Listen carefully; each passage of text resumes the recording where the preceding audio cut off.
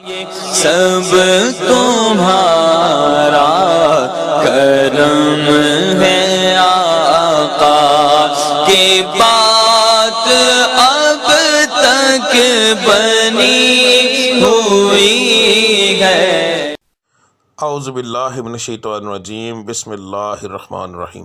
السلام علیکم ورحمۃ اللہ وبرکاتہ۔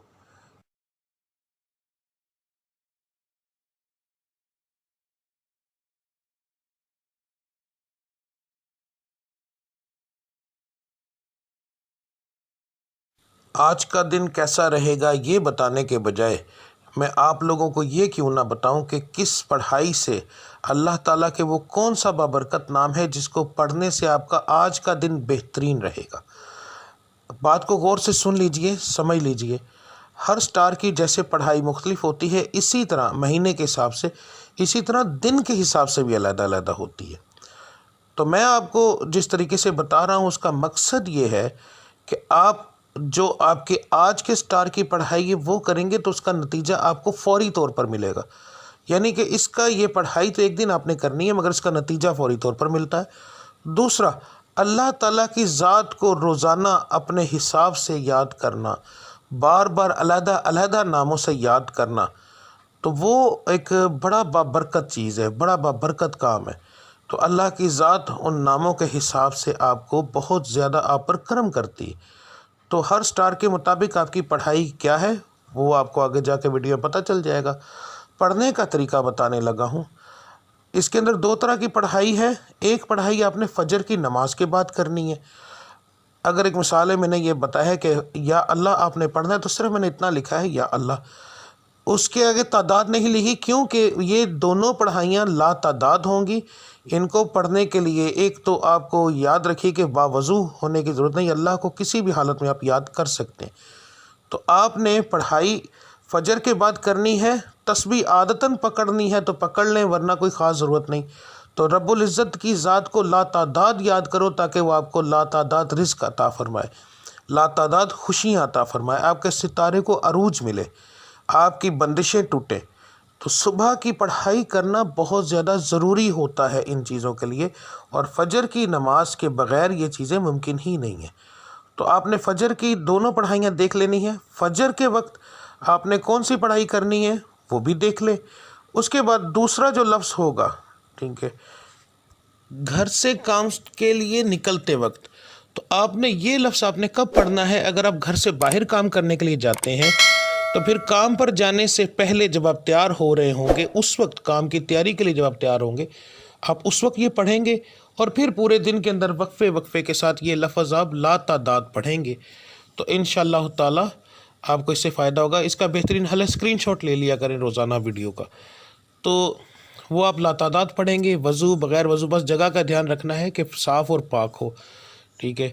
تو اس کے بعد جو لوگ گھر کے اندر بیٹھ کر کام کرتے ہیں ان کے لیے کوئی پابندی نہیں ہے، وہ اس وقت سے ہی پڑھنا شروع کر دیں گے نماز سے فارغ ہونے کے بعد، چاہے وہ رات کو کام کرتے ہیں جیسے آن لائن کا کام کرنے والے، کوئی ایسا کام کرتے ہیں جو گھر کے اندر فیکٹری ہے کوئی ایسا، تو انہوں نے گھر سے باہر نہیں جانا، تو اس لیے وہ لوگ جو ہیں وہ پڑھائی شروع کریں گے فجر کے بعد۔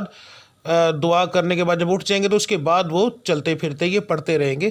دن کے اندر ایک بار پڑھیں، 10 بار پڑھیں، 20 بار پڑھیں، جتنا پڑھیں گے۔ لا تعداد کا مقصد یہ ہوتا ہے کہ جتنا پڑھتے جائیں گے اتنا اللہ کی ذات کرم کرتی جائے گی، ٹھیک ہے۔